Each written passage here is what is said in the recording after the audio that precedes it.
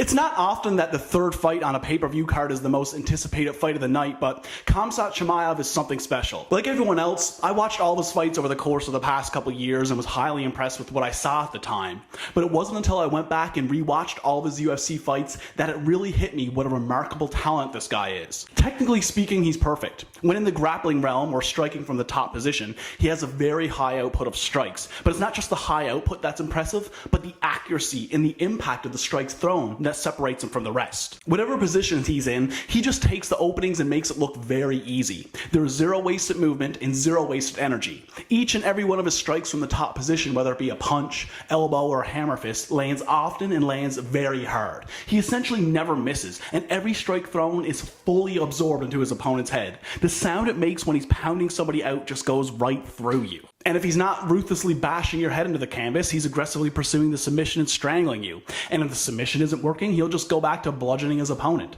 The ref stopping the fight or the submission finish is inevitable. But it's not just on the ground that his power is felt. As his fight against Meerschaert showed, he's vicious on the feet as well. Chimaev generally doesn't make any bones about it. He starts off almost every fight by shooting for an entry and getting the takedown. But against Meerschaert, he just stayed standing and fired a picture-perfect straight cross right down the pipe, brutally knocking out the grizzled middleweight just 17 seconds into the first round. I definitely believe Chimaev is as advertised. I believe he's a special talent and incredibly dangerous for any of the top-tier guys at welterweight and middleweight for that matter. But even still, I think it's silly to not consider the possibility that come Sunday morning, all of this hype that's been amassed all this time can be gone. I mean, how many times does it take us before we learn our lesson?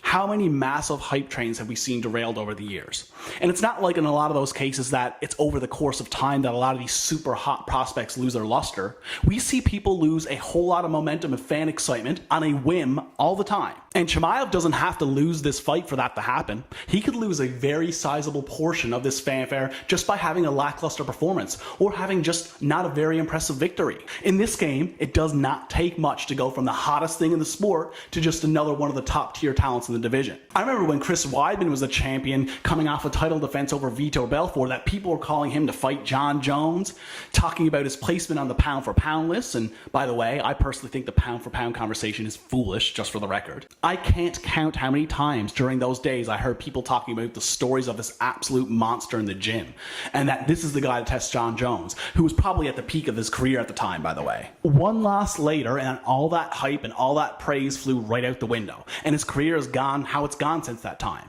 This is just one example that comes to mind, and it isn't even really an apt comparison because Weidman was a champion fighting the top guys in the division at the time. Chimaev is yet to even fight a name in the division.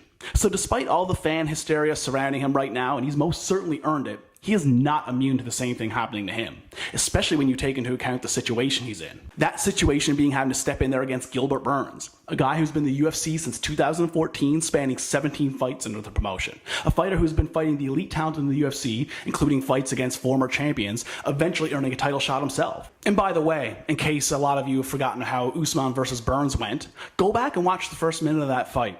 A lot of people forget how that thing started, and if you think Burns is going to have any qualms about getting in Chimaev's face, you got another thing coming to you. In the fight against Usman, he basically rushed forward and cracked him with a straight right that face planted the champion. Usman got back up, and Burns stayed right in his face, cracked him again, putting Usman on wobbly legs. There were moments in that first round that looked like Burns was going to be the new UFC welterweight champion. Granted, it ultimately didn't happen, but the point is, Chimaev has never fought anybody like Burns, and the difference in experience between these two is the big question mark in this fight. I see a lot of people out there getting extremely excited about Chimaev. I'm one of them, but I have to remind myself to not get ahead of myself and maybe start reading a little less into the hype and excitement out there on social media and whatnot. However, if Chimaev goes out there on Saturday night and does to Burns what he's done to everybody else, holy shit. Look out, because that hype's going to enter a whole new stratosphere. But if he doesn't go out there and set the world on fire, and especially if he goes out there and loses, marking the end of that massive hype ride for now, don't be surprised.